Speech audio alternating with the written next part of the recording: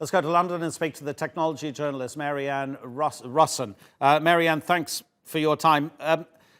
Do you know anything about how governments might be able to control satellite internet? Because there are organizations that monitor internet outages around the world, and so often governments try to restrict what their citizens can access and how they might try to organize themselves, especially if a government is unpopular. In the case of satellite internet, I think that would be very difficult for a government to be able to control. The most that they can control would be to perhaps stop ground stations in that country or cloud computing data centers in that country.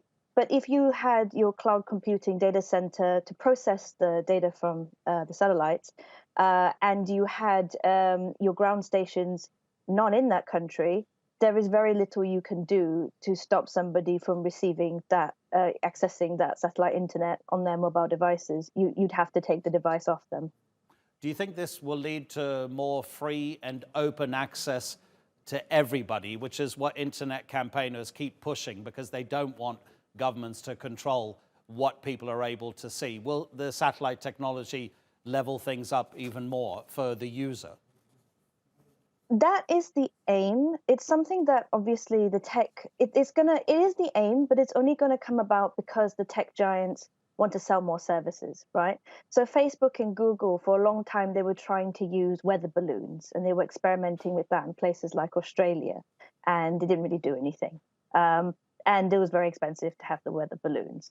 So now they're doing nanosatellites, which is a technology that's been around for a while. I wrote about it being used for the idea of satellite internet back in 2015. And it's literally taken from 2015 until now for it to actually become a national talking topic. So it tells you how long it takes.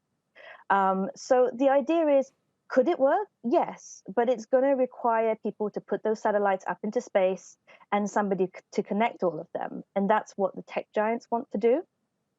So if they get to sell services and they get to sell advertising, online advertising, then yes, it is likely that this will come to pass. Is it because it's to benefit people to have internet in rural areas? That is what the tech giants say. They probably would be happy if people in rural areas were more connected, because then that meant they could sell them more services. Maybe I'm a bit cynical. I've mentioned a few benefits of the internet. What would you say are its biggest pluses in terms of how it can change lives? Education. I would say connectivity would be giving you education. It would be giving you increased safety. I would say it would be giving you convenience. It would enable mobile payments. For example, much of the African continent is still using paper money, huge, vast quantities of it, and they are unbanked. So this would they're gradually going towards mobile payments, and this would make it a lot better and faster. A lot of smaller sort of merchants struggle to get paid at the moment across the African continent, particularly during the pandemic, because they don't have the sort of fastness and ease of a good mobile payments ecosystem the way the Western world does. Brilliant. Love it. Mary-Ann Russon, thank you so much indeed. Take care.